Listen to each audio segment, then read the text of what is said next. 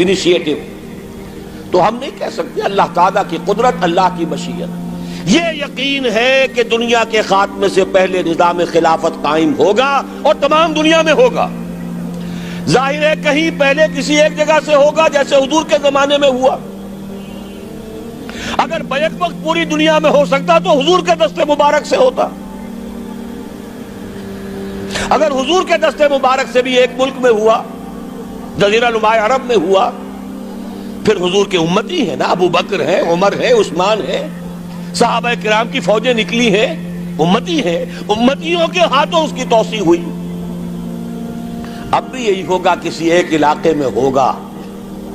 میرا گمان ہے، میں یہ یقین سے نہیں کہہ سکتا، گمان بھی میرا ان احادیث کی روشنی میں ہے جو میں نے آپ کو بتا دی اور موجود ہے اس کتابچے کے اندر۔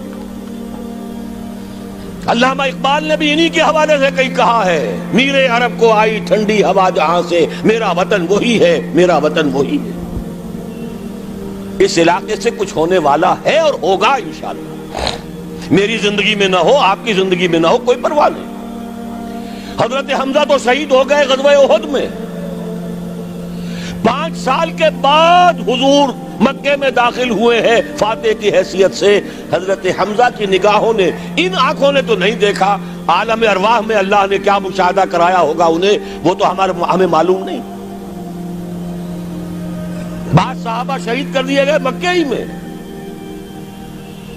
بہت بڑی کامیابی۔ اپنی جان لگا دیں، اپنے آپ کو کھپا دیں، اپنے آپ کو مٹا دیں۔ جس طرح روڑی کوٹ کر بنیادوں میں بھر دی جاتی ہے، ہماری ہڈیوں کا چورا بنا کر اور ہمارے خون کے اندر اسے گوندھ کر اگر وہاں ڈال دیا جائے، اس سے بڑی سعادت کوئی نہیں۔ اس پر تعمیر ہو خلافت علی منہاج النبوہ کی، ہم اس کی بنیاد کے اندر دفن ہو جائیں، یہی بہت بڑی سعادت ہے۔ لیکن یہ ہوگا،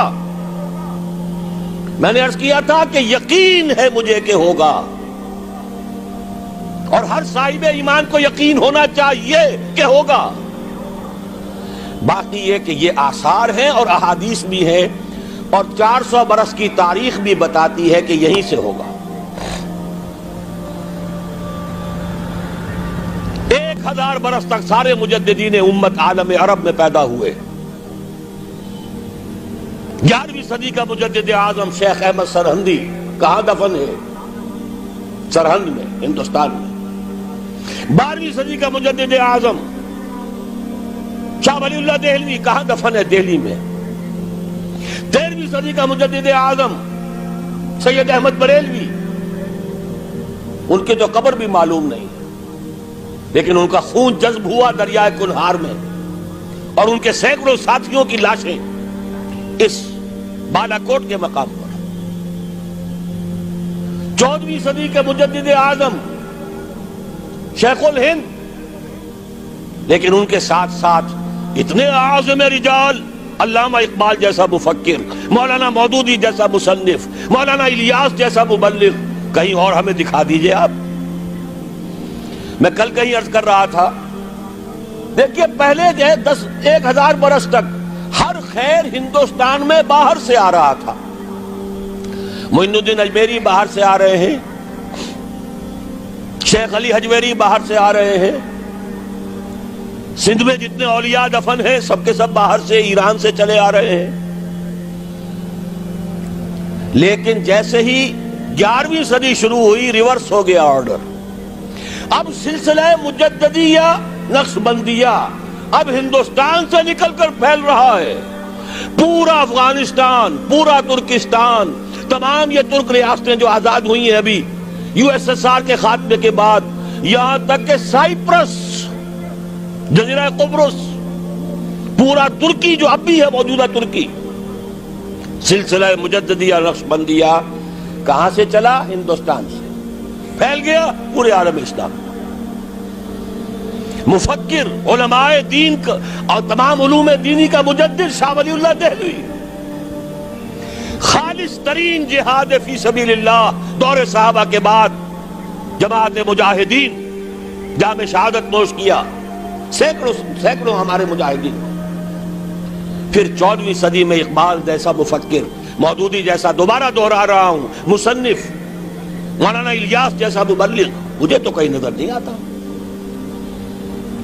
تمام مسلمان ممالک آزاد ہوئے، کہیں اسلام کا نام نہیں لگا، نہ سیوکارنوں نے نعرہ لگایا، نہ کہیں کسی اور نے نعرہ لگایا۔ عربوں نے بھی عرب نیشنلزم کا نعرہ لگایا، اسلام کا نعرہ نہیں۔ تحریک پاکستان میں نعرہ لگا، پاکستان کا مطلب کیا؟ لا الہ الا اللہ۔ صبح عرض کر چکا ہوں، تحریک خلافت پوری دنیا میں کہیں نہیں، صرف بر عظیم پاک و ہند میں۔ اور کیسی تحریک خلافت کہ ہندو شریک ہوئے، گاندھی شامل ہوا، پورے ہندوستان کو جس نے گنجا دیا۔ یہ دوسری بات ہے کہ جب خود مصطفیٰ کمال نے ختم کر دیا تو اب کیا کرتے؟ مدعی سست گواہ چست۔ نوٹ کرنے کی بات ہے، کچھ آثار ہیں، 400 سال کی تاریخ ہے، بتا رہی ہے پاکستان کا قیام خود ایک معجزہ۔ یہ ساری چیزیں مشیت ایزدی میں کسی بڑے خیر کا پیش خیمہ ہے۔